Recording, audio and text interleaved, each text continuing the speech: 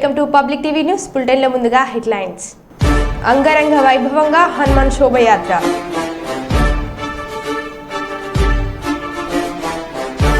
సుల్తాన్బాద్లో గోశాల shed నిర్మాణానికై భూమి పూజ.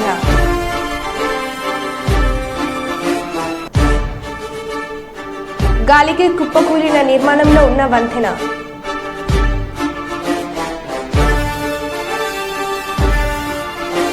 ఎన్నికల ప్రచారంలో స్పీడ్ పెంచిన టీడీపీ అభ్యర్థి బస్తిపాటి నాగరాజు.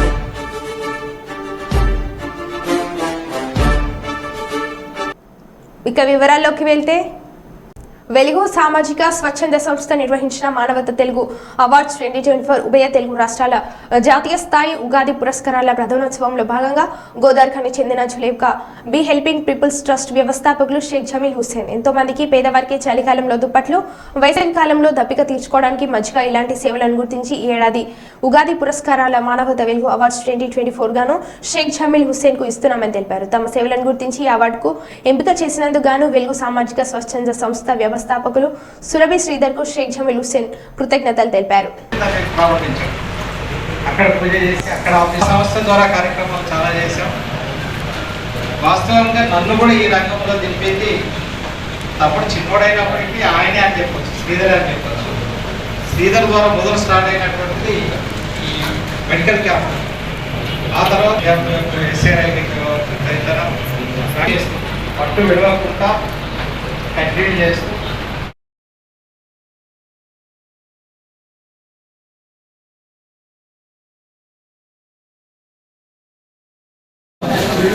తనకు వెలుగు సామాజిక స్వచ్ఛంద సేవా సంస్థ కళా సేవా రత్న అవార్డుని అందజేస్తోంది. తను తన స్టూడెంట్స్ని చేత షోస్ ఇప్పించాడు, అంతేకాకుండా ఇవ్వడమే కాకుండా అలాగే ఇంతకుముందు మనం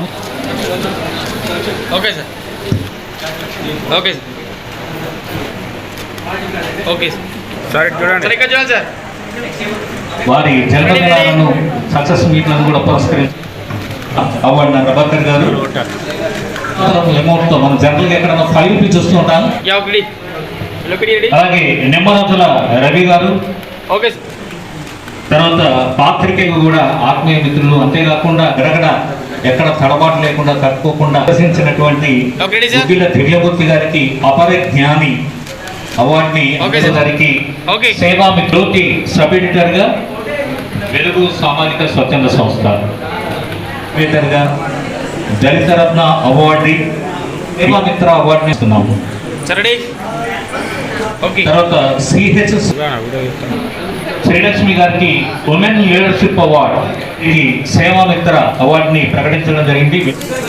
ఉన్నట్లయితే సంపత్ కుమార్ గారు, శ్రావణ్ గారు సోషల్ మీడియా తన సహకారాన్ని అందిస్తారు. గంట బబిత గారు, సిగిరి నారాయణ వరద గారు. నేను కూడా మెరుగు శేఖర్ వాళ్ళ తమ్ముడి అని చెప్పి సమాజానికి ముద్రపడిపోయినా.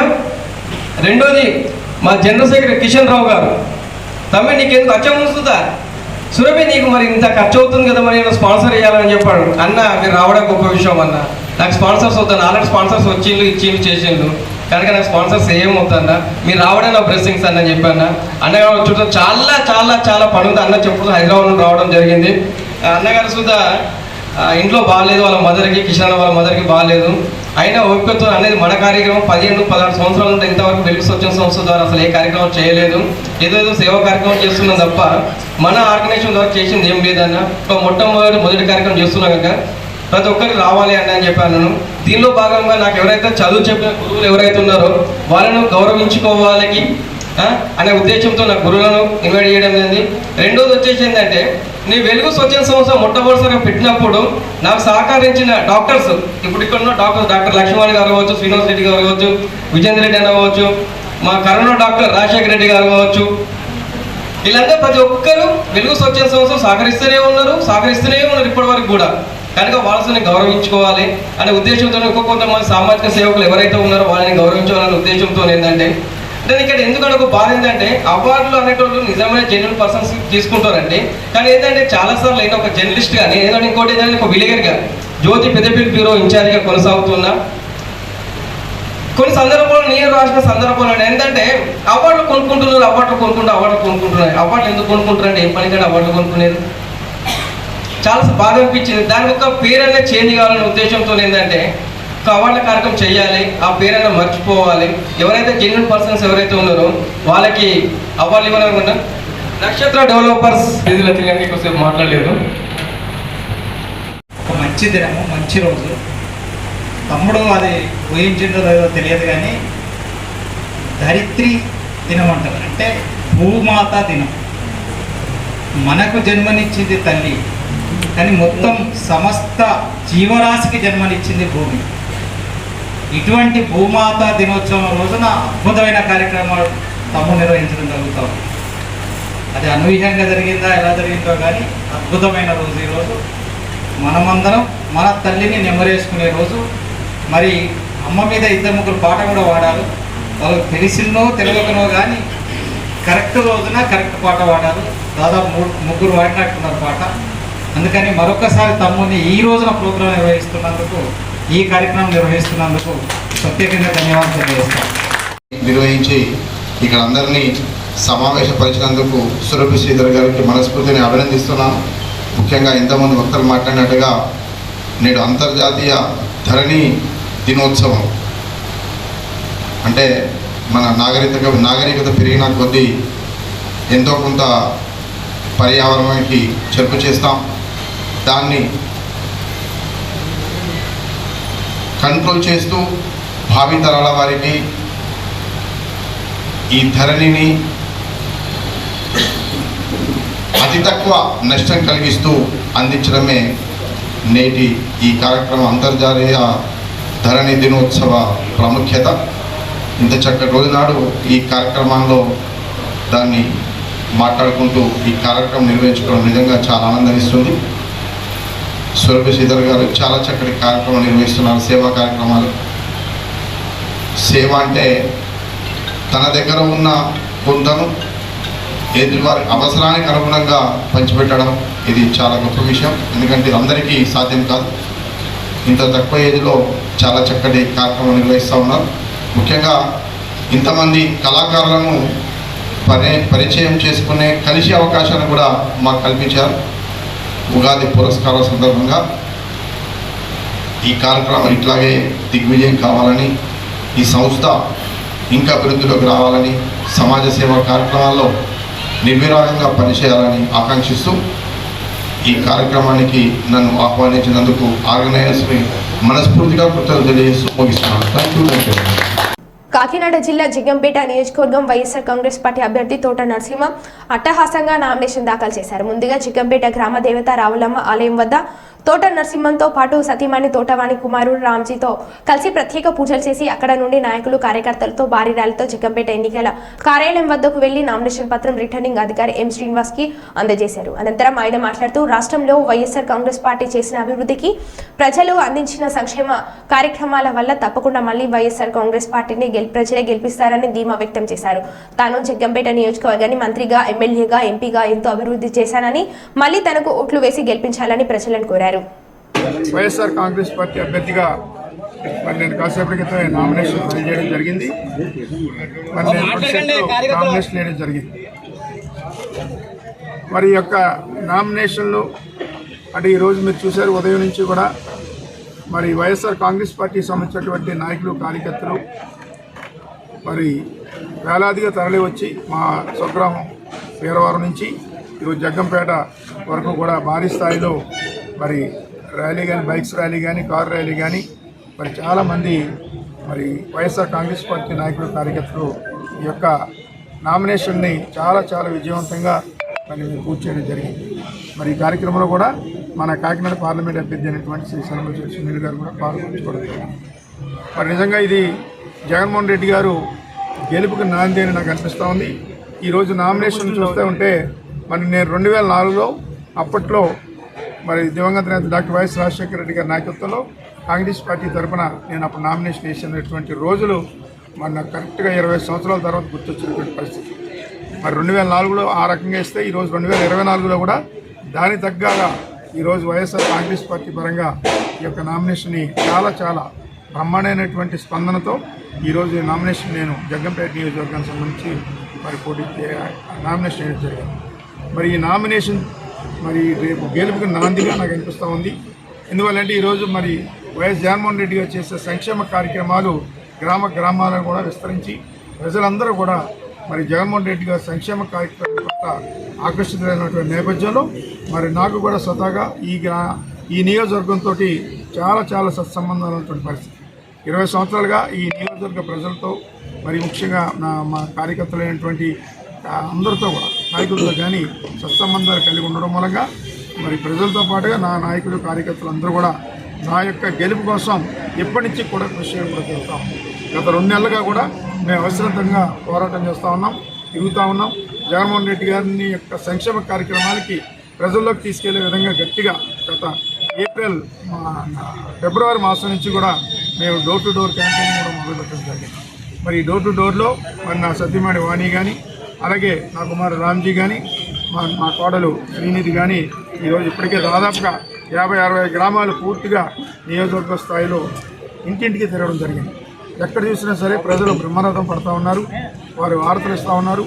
జగన్మోహన్ రెడ్డి గారి యొక్క సంక్షేమ పట్ల అలాగే మరి నా పట్ల ఉన్నటువంటి అభిమానంతో ప్రజలందరూ కూడా స్వచ్ఛందంగా మరి మాకు ఓటేయడానికి తయారుగా సిద్ధంగా ఉన్నటువంటి పరిస్థితి మాకు ఎక్కడ చూసినా సరే స్పష్టంగా కనిపిస్తూ ఉంది. మరి రాబోయే ఇంకొక 10-15 రోజుల్లో కూడా పూర్తి స్థాయిలో మా యొక్క ఈ డోర్ టు డోర్ క్యాంపెయినింగ్ పూర్తవుతుంది. ప్రజలందరూ కూడా తయారుగా ఉన్నారు ఓట్లేనికి. అలాగే నేను కూడా మరి ప్రతి గ్రామం కూడా మరి తిరుగుతూ ఉన్నాం. మరి రేపేళ్ళ 2 రోజుల్లో మరి నేను కూడా మరి ఆ గ్రామాల్లో మరి చైతన్య రథం మీద పర్యటించే కార్యక్రమం కూడా చేయబోతా ఉన్నాం. ఈ రకంగా మరి ఎలక్షన్కి సంబంధించినటువంటి అన్ని రకాలైనటువంటి మరి మన క్యాంపెయినింగ్ సంబంధించిన ప్రసారం. మహబూబాబాద్ జిల్లా మరోసారి బయటపడ్డ బీఆర్ఎస్ వర్గపోరు. ఎంపీ కవిత నామినేషన్ దాఖలు అనంతరం ఏర్పాటు చేసిన ముఖ్య కార్యకర్తల సమావేశం నిర్వహించారు. మాజీ ఎమ్మెల్యే శంకర్ నాయక్ మాట్లాడుతుండగా ఎమ్మెల్సీ రవీందర్రావు వర్గీయులు తల్లిపాలు తాగి రొమ్ము గుద్దింది, ఎవరు తీయడం జరిగింది. శంకర్ నాయక్ నుండి మైక్ తీసుకుని అదుపు చేసిన కవిత. సమావేశంలో నెలకొన్న ఘర్షణ వాతావరణం. ఎమ్మెల్యే శంకర్ నాయక్ ఎమ్మెల్సీ వర్గీయులకు సీరియస్ వార్నింగ్. కొట్టుకుందామంటే కొట్టుకుందాం అనే ఎమ్మెల్సీ మాజీ ఎమ్మెల్యే సవాల్. పార్టీలో ఉండి అదే పార్టీకి మోసం చేయొద్దు హితావు పలకడం జరిగింది. ఖచ్చితంగా గెలిచే సీట్లలో మహబూబాబాద్ ఉంది. ఈ వేదికను ఉద్దేశించి అందరు ఇద్దరు మాట్లాడాలి. 2 నిమిషాలే. తెలంగాణ ఈరోజు మన ప్రియతమ ఎంపీ గారు కవిత గారు నామినేషన్ వేయడం జరిగింది. వారికి మీ అందరి తరఫున హృదయపూర్వక కంగ్రాచులేషన్ తెలియజేస్తూ వేదిక పైన ఉన్న అతిరథ మహారాజులకి, ఇంతకుముందు ఎమ్మెల్సీ గారు చెప్పినట్టు వాతావరణం బాగుంది. దయచేసి గతంలో చేసిన పొరపాట్లు మళ్ళీ తప్పులు చేయకుండా మన వ్యక్తిని మనం గెలిపించుకుంటే బాగుంటుంది. పార్టీ బాగుంటేనే మనం అందరం బాగుంటాం. కాంగ్రెస్ వాళ్ళు చేసిన తప్పులు ప్రజల్లో ఇప్పటికే అన్నం పెట్టే రైతులు ఎదురు చూస్తున్నారు. మేము గతంలో తప్పు చేయడం పెడుతున్నా. వాతావరణం చాలా చక్కగా ఉంది, బాగుంది. ఇంకా రాబోయే ఈ 10-15 రోజులలో ఇంకా దారుణమైన పరిస్థితి ఉంటుంది. కాబట్టి రైతులు కావచ్చు, ఎస్సీ ఎస్టీ బీసీ మైనార్టీ సబండ జాతులు చాలా పొరపాటు చేశాం. ఈ పొరపాటు చేయకూడదు. ఎప్పుడు 13వ తారీఖు మే 13వ తారీఖు మేము బీఆర్ఎస్ కారు గుర్తు ఓటేద్దామని చెప్పి ఎదురు చూస్తున్నారు. ఇది సత్యం. కాబట్టి దయచేసి ఏదైతే ఎమ్మెల్యే ఎలక్షన్లో కొంతమంది కావాలని పార్టీ శ్రేణులే అటు ఇటు చేశారో చేయకండి, దయచేసి చేయకండి. తల్లి పాలు దాకే రొమ్ము గుద్దవద్దు. అందరం కలిసికట్టుగా ఉందాం, ముందుకు సాగుదాం. అందరం ప్రతి జై తెలంగాణ. కేసీఆర్ గారి నాయకత్వం, కేసీఆర్ గారి నాయకత్వం. కాదు, ఇక్కడ మాట్లాడతా అంటే ఇది అయితే కొట్లాడదామంటే కొట్లాడదాం, నో ప్రాబ్లం. ఇక్కడ ఎవరు చేత కాకుండా లేరు. నేను వాతావరణం బాగుంది, అందరు కలిసి కట్టుగా పోవాలి, వాళ్ళు గెలిపించాలి మన క్యాండిడేట్ అన్న తప్పనే చెప్పండి మీరు అందరూ. ఇవన్నీ కాదు, నేను ఒకటే రిక్వెస్ట్ చేస్తున్నా. ముఖ్యంగా నేను వేదిక పైన ఉన్న వాళ్ళకి ఓపిక లేకుంటే, సహనం లేకుంటే చాలా దెబ్బతింటాం. అందరం కలిసి కట్టుగా ముందుకు సాగుదాం. రాబోయే రోజులలో ఎవరి ఊర్లలో, ఎవరి మండలాలలో, ఎవరి గ్రామాలలో, ఎవరి వార్డులలో మెజార్టీ వచ్చేలాగా చూసుకుందాం. అందరు కలిసికట్టుగా ముందుకు సాగుదాం. దయచేసి మనము 17 ఎంపీ సీట్లలో దాదాపు 10-12 గెలిస్తే తప్పకుండా కేంద్రం దిగొస్తుంది, మనకు ముఖం తిరిగి వస్తుంది. ఇప్పటికే మన కార్యకర్తల మీద లేని పని వాళ్ళే చేసేసి కేసులు సృష్టిస్తున్నారు, కేసులు పెడుతున్నారు. కాబట్టి అలాంటి మీరు ఎవరికి భయపడని అవసరం లేదు. మేమందరం ఉన్నాం, వేదిక పైన ఉన్న వాళ్ళు అవన్నీ చెప్పవలసిన బాధ్యత మన పైన ఉంది. ఇవాళ ఈ నామినేషన్ చెప్పకుండా చేయకుండానే కొంత వేల మంది వచ్చారు. 1వ తారీఖు నాడు మన ప్రియతమ నాయకులు, బడుగు బలహీన వర్గాల ఆశాజ్యోతి, మనసున్న మహారాజు, జైన హృదయ నేత, బంగారు తెలంగాణ అభివృద్ధి ప్రదాత గౌరవశ్రీ కల్వకుంట్ల చంద్రశేఖరరావు గారు రోడ్ షో రాబోతున్నారు. మనమందరం వచ్చిన వాళ్ళమందరం మనమేందో కాకినాడ జిల్లా జగ్గంపేట నియోజకవర్గ ఉమ్మడి కూటమి అభ్యర్థి జ్యోతుల నెహ్రూ పిఠాపురం నియోజకవర్గంలో ఉమ్మడి కూటమి అభ్యర్థిగా పోటీ చేసిన కొణిదెల పవన్ కళ్యాణ్ సాధారణంగా కలిశారు. జ్యోతుల నెహ్రూ పవన్ కళ్యాణ్ కు కండువతో ఆహ్వానం పలికారు. వెంటనే ఆయన జగ్గంపేట నాయకులు పాల్గొన్నారు.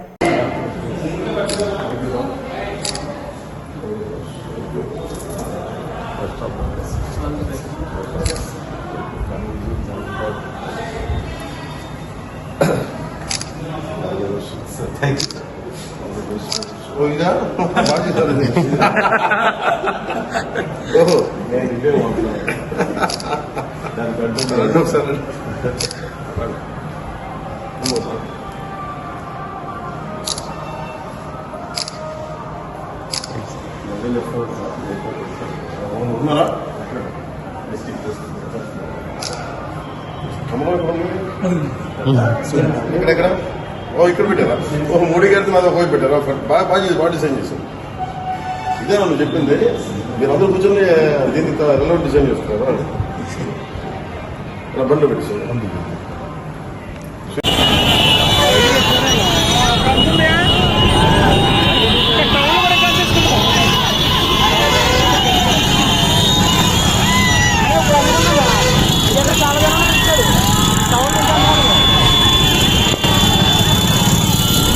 పద్నాలుగేళ్లు ముఖ్యమంత్రిగా పనిచేసిన చంద్రబాబు చేసిన అభివృద్ధి శూన్యమన్నారు. జగన్మోహన్ రెడ్డి అర్హత ఉన్న ప్రతి ఒక్కరికి సంక్షేమ పథకాలు అందజేశారని అన్నారు.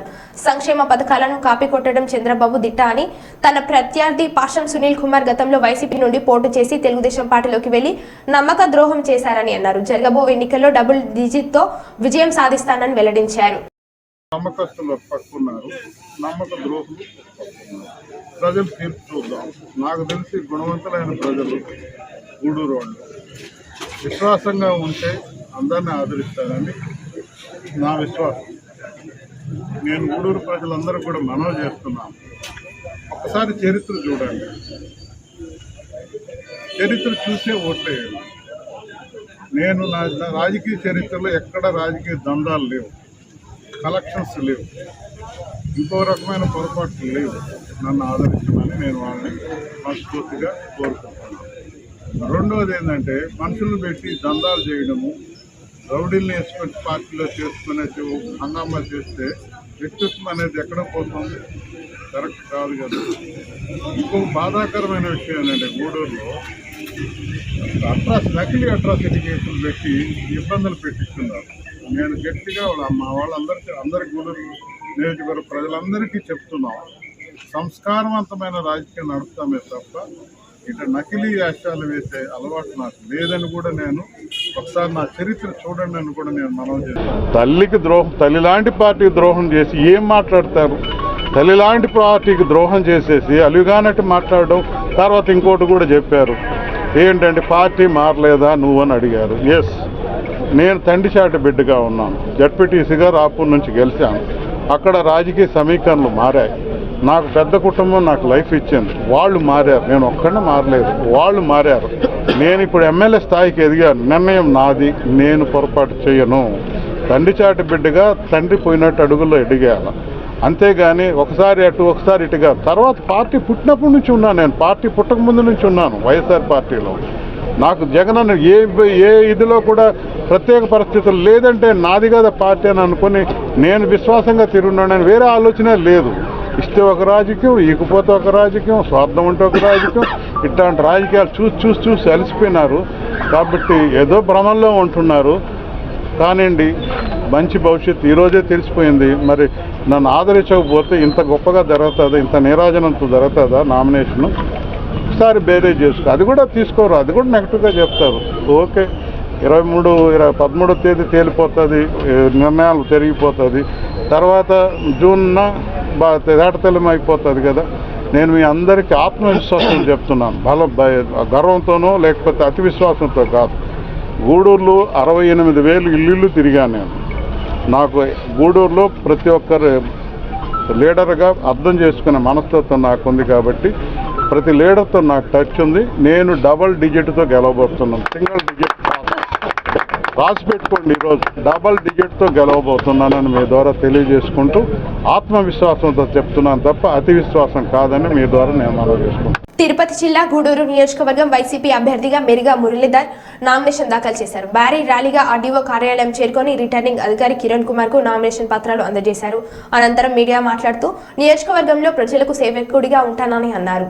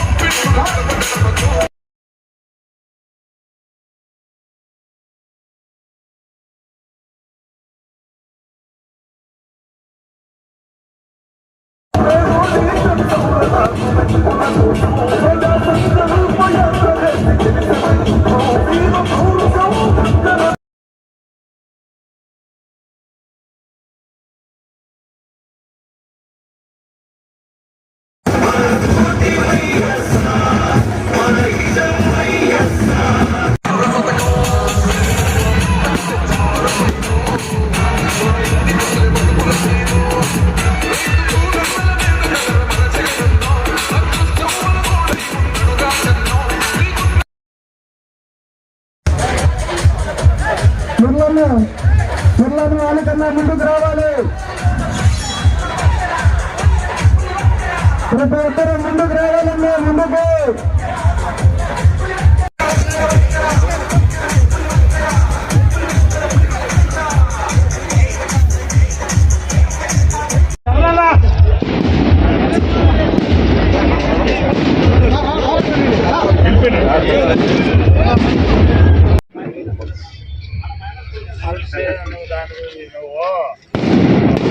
విజయవాడ అవతల సీట్ రాదు, విజయవాడ అవతల సీట్ చేశాడు మరి.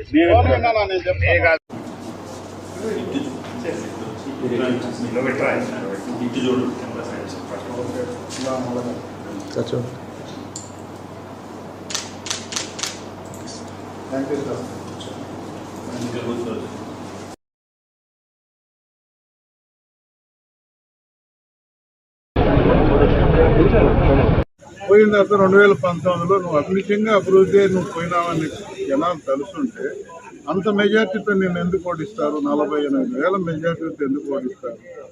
అంటే నువ్వు చేసింది సర్దిద్దుకోలేని తప్పు అని చెప్పి అంత మెజార్టీతో అతన్ని ఓడివ్వడం జరిగింది.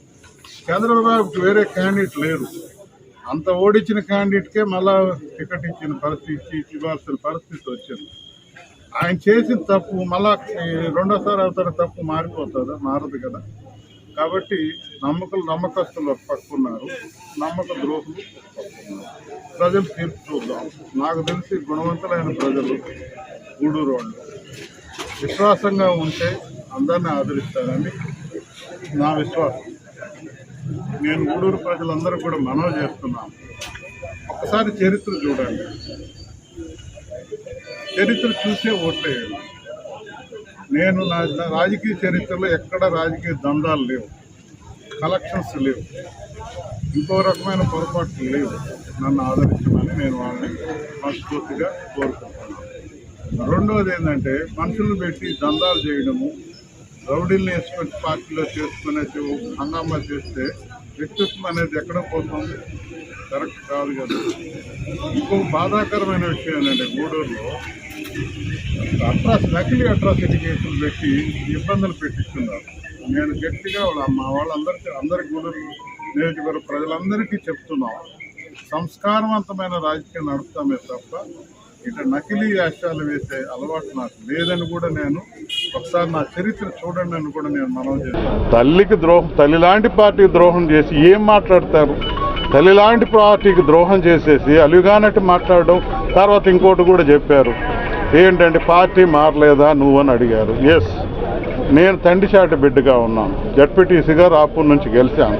అక్కడ రాజకీయ సమీకరణలు మారాయి. నాకు పెద్ద కుటుంబం నాకు లైఫ్ ఇచ్చింది. వాళ్ళు మారారు, నేను ఒక్కడే మారలేదు, వాళ్ళు మారారు.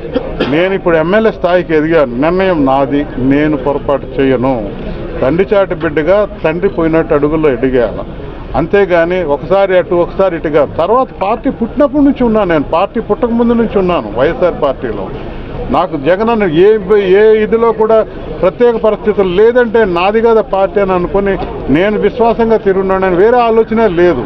ఇస్తే ఒక రాజకీయం, ఈకపోతే ఒక రాజకీయం, స్వార్థం ఉంటే ఒక రాజకీయం. ఇట్లాంటి రాజకీయాలు చూసి అలసిపోయినారు. కాబట్టి ఏదో భ్రమంలో ఉంటున్నారు. కానివ్వండి, మంచి భవిష్యత్తు ఈరోజే తెలిసిపోయింది. మరి నన్ను ఆదరించకపోతే ఇంత గొప్పగా జరుగుతుందా, ఇంత నీరాజనంతో జరుగుతుందా నామినేషను? ఒకసారి బేరేజ్ చేసుకో, అది కూడా తీసుకోరు, అది కూడా నెగిటివ్గా చెప్తారు. ఓకే, 13వ తేదీ తేలిపోతుంది, నిర్ణయాలు జరిగిపోతుంది. తర్వాత జూన్న తేటతెల్లం అయిపోతుంది కదా. నేను మీ అందరికీ ఆత్మవిశ్వాసం చెప్తున్నాను, గర్వంతోనో లేకపోతే అతి విశ్వాసంతో కాదు. గూడూరులో 68,000 ఇల్లు తిరిగాను నేను. నాకు గూడూరులో ప్రతి ఒక్కరు లీడర్గా అర్థం చేసుకునే మనస్తత్వం నాకు ఉంది. కాబట్టి ప్రతి లీడర్తో నాకు టచ్ ఉంది. నేను డబల్ డిజిట్తో గెలవబోతున్నాను, సింగిల్ డిజిట్ రాసి పెట్టుకోండి. ఈరోజు డబల్ డిజిట్తో గెలవబోతున్నానని మీ ద్వారా తెలియజేసుకుంటూ ఆత్మవిశ్వాసంతో చెప్తున్నాను తప్ప అతి విశ్వాసం కాదని మీ ద్వారా నేను మనవి చేసుకుంటాను. మరో బులెటిన్లో మళ్ళీ కలుద్దాం. Stay tune.